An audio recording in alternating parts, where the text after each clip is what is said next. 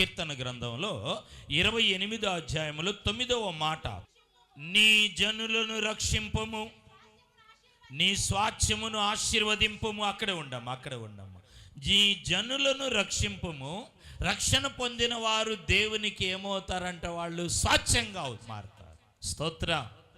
నువ్వు రక్షణ పొందితే, మార్పు పొందితే, దేవుని ప్రాపర్టీలో, ఆశీర్వాదములో నీకు ఏమున్నదంటే స్వాస్థ్యం ఉన్నది. ఆశీర్వదింపబడతావు. నీ కార్యాలన్నీ అక్కడ కింద లైన్లో రాస్తాడు కదా, ఉద్ధరింపబడుతుంది, ఉద్ధరిస్తాడు.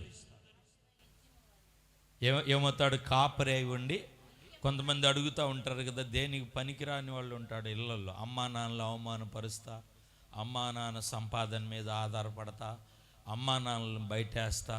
ఏమండి, ఏం సంపాదించి పెట్టావేంది, ఏమి ఇచ్చావేంది? అర్థమవుతుందా? అప్పుడు ఈ తల్లిదండ్రులు అడుగుతూ ఉంటారు, ఏమి ఉద్ధరించారు మీరు నా కోసమని. అంటే ఏమి పనికిరాని వాళ్ళను. నేనంటాను, ఒకవేళ మనం దేవుని దృష్టిలో పనికి రాకుండా ఉన్నామేమో. దేవుడు మన కార్యాలు, మన నివాసాలు, మన సమస్తమునైనా ఉద్ధరించే దేవుడు. స్తోత్ర. మనం రక్షింపబడితే ఆయన కాపరిగా ఉండి మనలను ఆశీర్వదిస్తాడు. తన ఆశీర్వాదములో మనకు స్వాస్థ్యాన్ని ఇస్తాడు. Praise the lord. 2 పేతురు రాసిన పత్రిక 2వ అధ్యాయము 5వ వచనం, మరియు ఆయన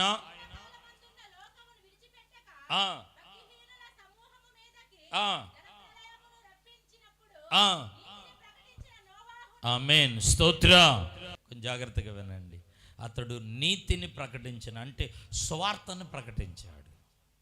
రక్షణ పొందటమే కాకుండా, మారు మనసు పొందటమే కాకుండా నీతిని ప్రకటించను. ఏం ప్రకటించను? అందరు చెప్పాలి, ఏం ప్రకటించను?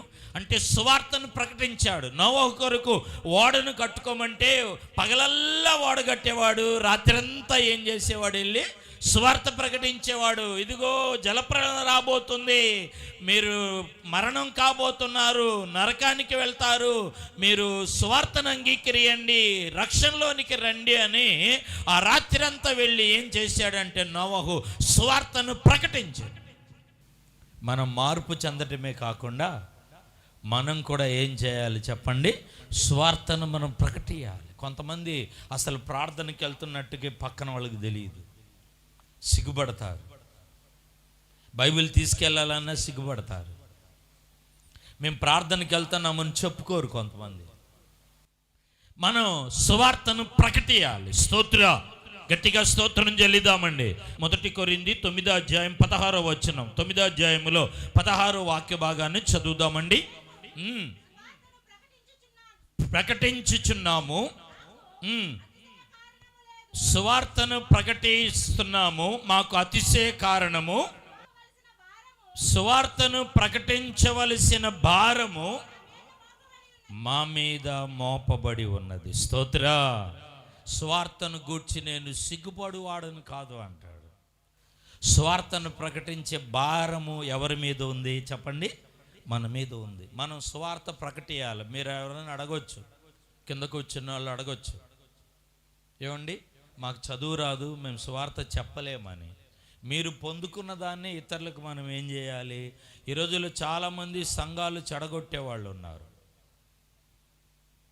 సంఘాలను చెడగొట్టేవాళ్ళు ఉన్నారు, ఆత్మలను చెడగొట్టేవాళ్ళు ఉన్నారు. ఈ మధ్య కొంతమంది బయలుదేరారు షాపుల దగ్గరికి, ఇళ్ళ దగ్గరికి. పాస్టర్ గారికి అది ఉంది, పాస్టర్ గారికి ఇది ఉంది, పాస్టర్ గారుగా అలా చేస్తాడు, పాస్టర్ గారు డబ్బులు ఉన్నాయంటే దేవుడిచ్చాడు, వస్తువు ఉందంటే దేవుడిచ్చాడు, కష్టపడ్డాను, స్వార్థ పనిచేశాను. అర్థమవుతుందా? ఇదే మోసుకెళ్తారు కొంతమంది. ప్రియులారా, మనం ప్రకటించాల్సింది ఏంటంటే సువార్తను ప్రకటించాలి. దేవుని వాక్యాన్ని మనం ప్రకటించాలి. దేవుని సువార్త భారంగా ప్రకటించాలి. ఆత్మలు నశించిపోతున్నారు, ఆత్మలను చెడగొట్టకూడదు. దేవుని వాక్యములో మనం చూస్తున్నాం, బైబిల్ గ్రంథములో నుండి, ప్రియులారా నేనెంతో భారం కలిగి ఉన్నాను అంటాడు. సువార్త. మీరు సువార్త చెప్పండి. మేము మందిరానికి వెళ్ళాము, మాకు ఈ కార్యం జరిగింది, మీరు రండి, మీకు ఈ కార్యం జరిగింది. అంతే సువార్త. యేసుప్రభు వారు పరిశుద్ధుడు, నమ్ముకోండి. మనము నశించిపోతున్న వాళ్ళకి సువార్తను ఏం చేయాలండి? కరపత్రాలు కానీ ఒకవేళ మాటలు చెప్పి మనం దేవుని మందిరానికి నడిపియాలి. కానీ మందిరములో చెడ్డ మాటలు చెప్పి మనం పక్కకు పంపించకూడదు. వాక్యంలో మనం చూస్తున్నాం కదా బైబిల్లో, ఈ సువార్తను ప్రకటించే మనం అంటే యోగ్యులము అంటాడు. మీరు చదవద్దు కానీ ప్రియులారా, మనము ఎంచబడిన వారము అంటాడు. నువ్వు సువార్త ప్రకటిస్తుంటే, సువార్త చెప్తుంటే దేవుని దృష్టిలో మనము ఎవరమై ఉన్నామంటే ఎంచబడిన వారు. స్తోత్ర. మనం ఎవరమై ఉన్నామండి?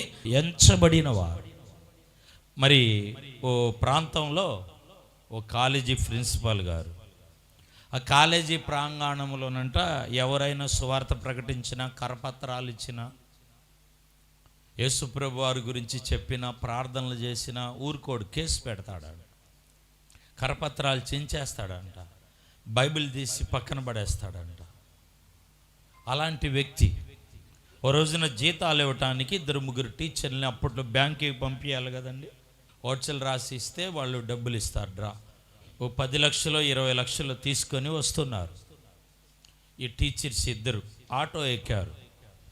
ఆటో ఎక్కి వస్తున్న సమయంలో మాటల్లో పడి ఆటోలో బ్యాగ్ మర్చిపోయారు, 20 లక్షల బ్యాగ్. ఆటో దిగి వచ్చేసారు. ప్రిన్సిపాల్ గారి దగ్గరికి వెళ్ళగానే ఆ బ్యాగు ఎక్కడ పెట్టారో గుర్తు రాల. వెంటనే అసలే కోపదారి కదా, వాళ్ళకి వార్నింగ్ ఇస్తున్నారు, 20 లక్షలు గంటలో మీరు తేవాలి. మీరు గంటలో ఆస్తి అమ్ముతారో, వస్తువులు అమ్ముకుంటారో, మీ ప్రాణాలు తాకట్టు పెడతారో, 20 లక్షలు తెస్తే జీతాలు ఇవ్వాలి. మిమ్మల్ని డ్రా చేసుకురమ్మని పంపిస్తే మీరు పోగొట్టుకొని వస్తారని. ఆటో అతను వెళ్ళాడు. ఇంటికి వెళ్ళగానే వెనక చూస్తే బ్యాగులో డబ్బులు ఉన్నాయి. ఫలానా టీచర్స్ కదా ఎక్కిందని, ఫలానా కాలేజీ దగ్గర దిగారని అక్కడికి వచ్చి లోపలికి వచ్చి ప్రిన్సిపాల్ దగ్గరికి ఈ డబ్బులు బ్యాగు మర్చిపోయారండి అని చెప్పి ఇచ్చారంట. ప్రిన్సిపాల్ ఆశ్చర్యం వేసి, మీకు అడ్రస్ లేదయ్యా, ఇది ఎవరు ఎలాగని కూడా లేదు, నువ్వు వెళ్ళిపోయి ఎక్కడో మరి ఈ డబ్బులు తీసుకొని వెళ్ళి సురక్షితంగా కష్టం లేకుండా నీవు జీవించవచ్చు కదా అన్నప్పుడు ఆయన ఒక మాట అన్నాడంట, నేను ఒకప్పుడు దొంగనండి, నేను ఒకప్పుడు ఈ కరపత్రం, యేసు ప్రభు వారి కరపత్రం అందితే ఈ కరపత్రం ద్వారా నేనేమయ్యానంటే మారాను. దొంగలు, నరహంతకులు, వ్యభిచారులు దేవుని రాజ్యానికి వెళ్ళరు, నరకానికి వెళ్తారని ఉందంట కరపత్రంలో. కరపత్రం చదివి నా దొంగతన వృత్తిని మార్చుకున్నాను, యేసయ్య బైబిల్లో నుంచి నాకు మార్పు ఇచ్చాడు అన్నాడంట. అప్పుడు ప్రిన్సిపాల్ అనుకున్నాడంట, యేసయ్యని నమ్ముకున్న ఇతడే ఇలాగ మారాడు అంటే ఇంకా యేసయ్య ఎలాగా ఉంటాడు, యేసయ్య జీవితం ఎలా ఉంటుందని ఆ ప్రిన్సిపాల్ గారు కూడా ఏమయ్యారంటే మారారు. మహిమా స్వరూపుడా మీకు స్తోత్రమయ్యా. ఇంతవరకు ఉదయకాలం మీ సన్నిధి నాతో మాతో ఉంచినందుకు స్తోత్రాలు. బలపరిచిన గొప్ప విధానాన్ని బట్టి మీకు స్తోత్రాలు. మమ్మల్ని నడిపించినందుకు స్తోత్రాలయ్యా. నోవహు నెమ్మదస్తుడు ప్రభువా, కృప పొందిన వాడు తండ్రి, అతనికున్న అర్హతలు మేము కలిగి ఉండటానికి సహాయపడు. కూడిన సంఘాన్ని దీవి, సంఘాన్ని ఆశీర్వది.